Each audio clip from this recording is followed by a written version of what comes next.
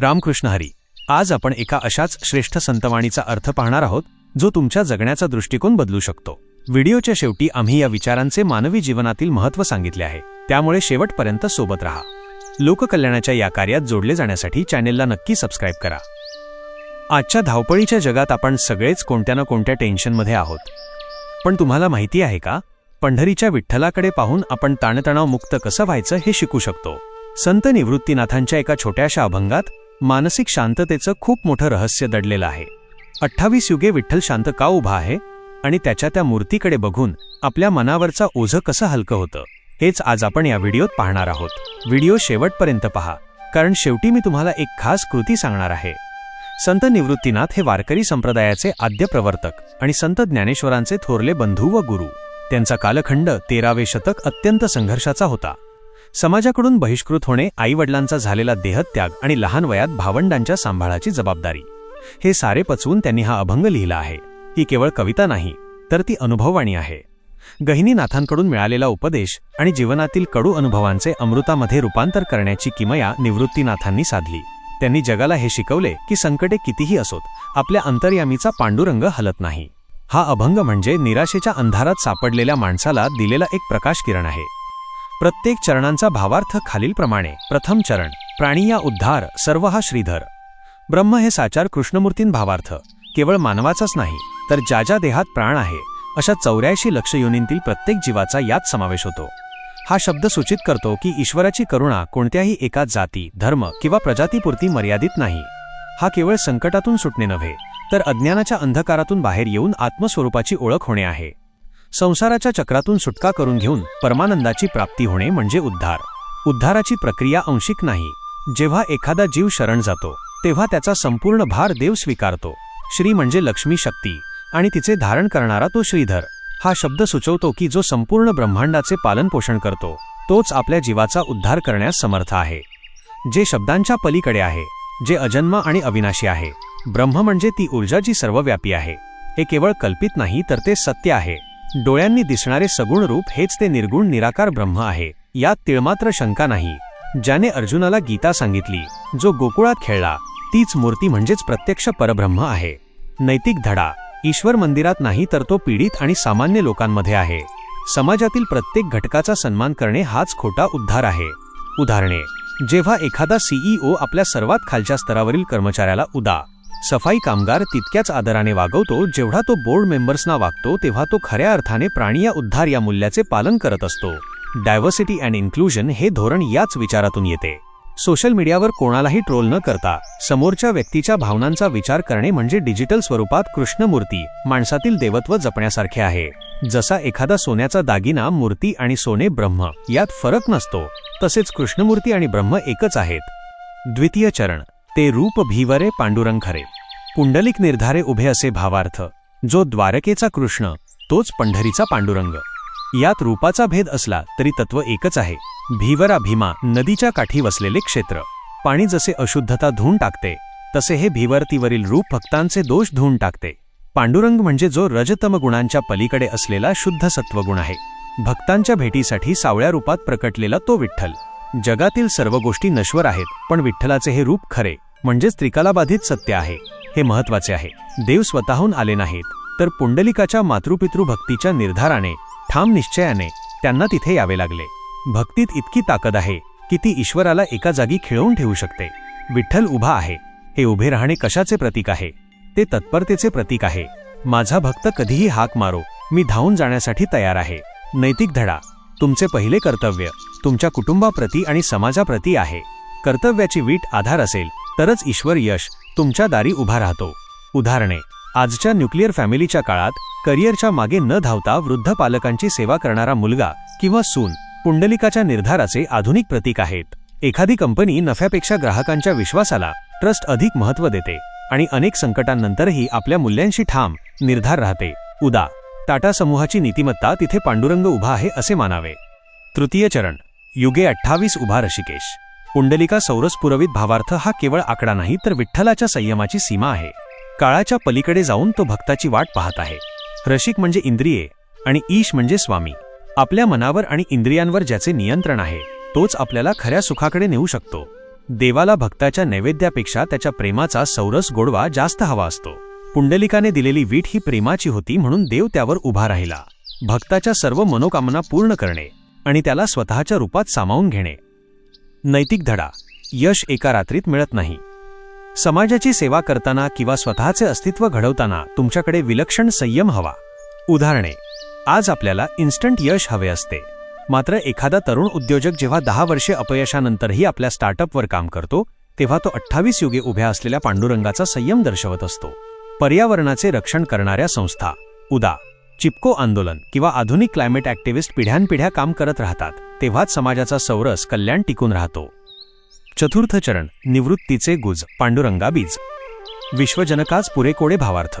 येथे स्वतःचे नाव घेताना ते निवृत्ती म्हणजे वृत्तींचा लय असाही अर्थ ध्वनित करतात. आध्यात्मिक मार्गातील सर्वात मोठे रहस्य म्हणजे देव दूर नाही, तो प्रेमाचा भुकेला आहे. हे गुज निवृत्तीनाथानं उमजले आहे. संपूर्ण सृष्टीचे मूळ बीज हे पांडुरंगच आहे. जसे बीजामधून वृक्ष विस्तारतो, तसे पांडुरंगातून हे विश्व विस्तारले आहे. तो केवळ एकाचा देव नाही, तर तो संपूर्ण विश्वाचा जनक पिता आहे. जेव्हा जीव पांडुरंगाला शरण जातो, तेव्हा त्याची सर्व कोडी, प्रश्न, कौतुक संपतात. त्याला पूर्णत्व प्राप्त होते. नैतिक धडा. स्वार्थाकडून परमार्थाकडे, उदात्त ध्येयाकडे जाणे. जेव्हा तुम्ही विश्वाच्या कल्याणाचा विचार करता, तेव्हा तुमच्या वैयक्तिक समस्या गौण ठरतात. उदाहरणे.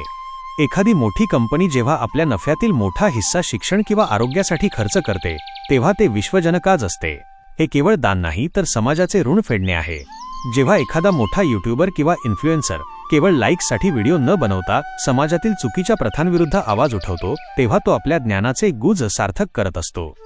सध्याच्या युगात या अभंगाची प्रासंगिकता. आजच्या धकाधकीच्या आणि तणावपूर्ण जीवनात हा अभंग खालीलप्रमाणे मार्गदर्शक ठरतो.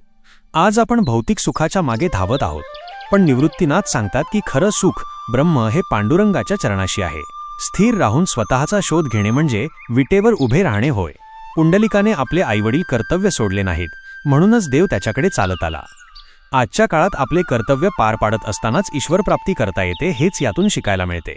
प्राणिया उद्धार असे म्हटल्यामुळे हा अभंग कोणत्याही भेदभावाशिवाय सर्वांना एकत्र आणण्याची शिकवण देतो. 28 युगे उभा असलेला देव आपल्याला संयम, पेशन्स शिकवतो. आजच्या इन्स्टंट युगात संयमाची मोठी गरज आहे. आधुनिक उदाहरण. कल्पना करा, तुम्ही एका कॉर्पोरेट ऑफिसमध्ये काम करत आहात.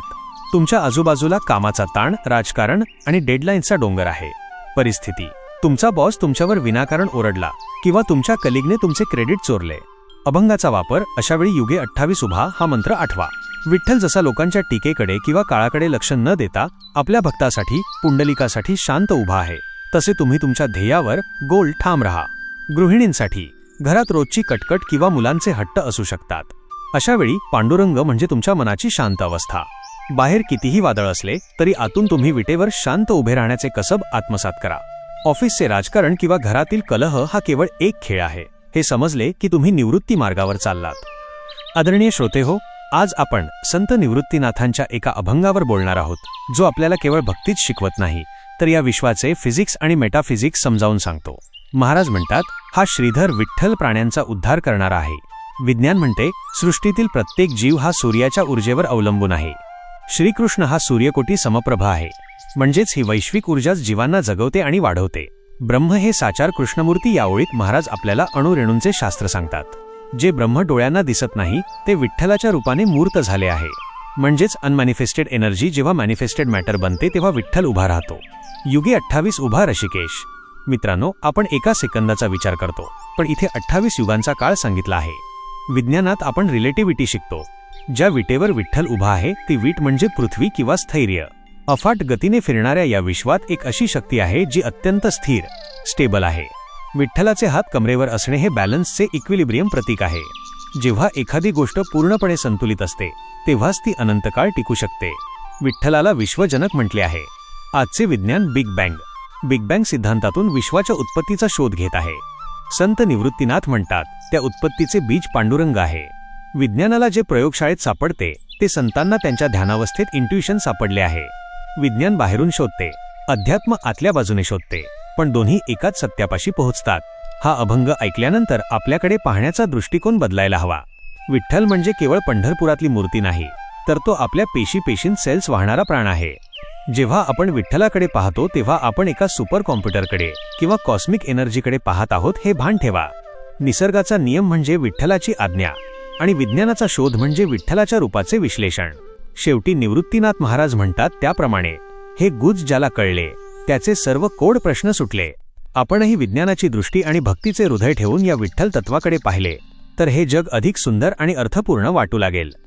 नवीन पिढीसाठी अभंगाचा संदेश. आपण पीस ऑफ माइंड शोधण्यासाठी सोलो ट्रिप्स करतो, महागडे कॅफे गाठतो, पण ते सुख तात्पुरतं असतं. संत निवृत्तीनाथ या अभंगात आपल्याला एक इटर्नल लाईफ हॅक सांगत आहेत. आज आपण इको फ्रेंडली आणि युनिटीच्या गप्पा मारतो. निवृत्तीनाथ म्हणतात, प्रत्येक माणसात तो श्रीधर आहे. जेव्हा तू तुझ्या टॉक्सिक बॉसमध्ये किंवा चिडचिड करणाऱ्या शेजाऱ्यामध्येही तोच डिवाइन स्पार्क पाहतोस, तेव्हा तुझं स्ट्रेस लेवल आपोआप कमी होतं.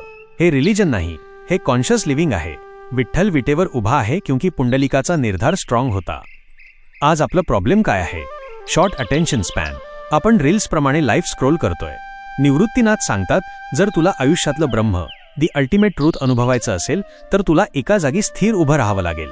विठ्ठल म्हणजे दुसरं तिसरं काही नसून तुझा इनर पीस आहे, जो तुझ्या फोकस्ड असण्याची वाट पाहत उभा आहे. ऋषिकेश म्हणजे इंद्रियांचा बॉस. आपण सध्या डोपामाइन मागे धावत आहोत. Instagram, likes, gaming, junk food हे सगळे आपले इंद्रिय आपल्याला नाचवत आहेत. ज्या दिवशी तू या सवयींवर ताबा मिळवशील त्या दिवशी तू ऋषिकेश होशील आणि मग तुला आनंदासाठी बाहेरच्या कशाचीही गरज उरणार नाही. जग खूप गोंधळलेलं वाटतंय. करिअर, रिलेशनशिप, क्लायमेट चेंज या सगळ्याचं उत्तर बीज शोधण्यात आहे. निवृत्तीनाथ म्हणतात, पांडुरंगा बीज म्हणजे स्वतःच्या आतलं ते शांत केंद्र शोधणं. एकदा का तू तुझ्या सेंटरला कनेक्ट झालास की बाहेरचं कोणतंही वादळ तुला हलवू शकणार नाही. थोडक्यात काय, हा अभंग म्हणजे फक्त टाळ मृदंगाचं भजन नाही, तर ती एक सायकोलॉजिकल स्टेट आहे जिथे तू शांत आहेस, स्थिर आहेस आणि सगळ्या जगाकडे प्रेमाने बघतोयस. आजची कृती. आज दिवसभरात तुमच्या मनाच्या विरुद्ध एखादी गोष्ट घडली, कोणी टोचून बोलले किंवा कामाचा प्रचंड ताण आला, तर त्यावर कोणतीही प्रतिक्रिया, रिॲक्शन देऊ नका. फक्त 5 मिनिटे डोळे मिटून शांत बसा आणि स्वतःला सांगा, मी विटेवरच्या विठ्ठलासारखा स्थिर आहे. आज कोणाशीही वाद न घालता केवळ साक्षी राहून पहा, तुम्हाला कमालीची शांतता लाभेल. धन्यवाद. भक्तीच्या वाटेवरचे हे छोटेसे पाऊल तुम्हाला आवडले असेल तर व्हिडिओ लाईक आणि शेअर नक्की करा. संतांच्या विचारांचा हा वारसा आपण एकत्र पुढे नेऊया. पुन्हा भेटूया अशाच एका अमृतवाणीसह.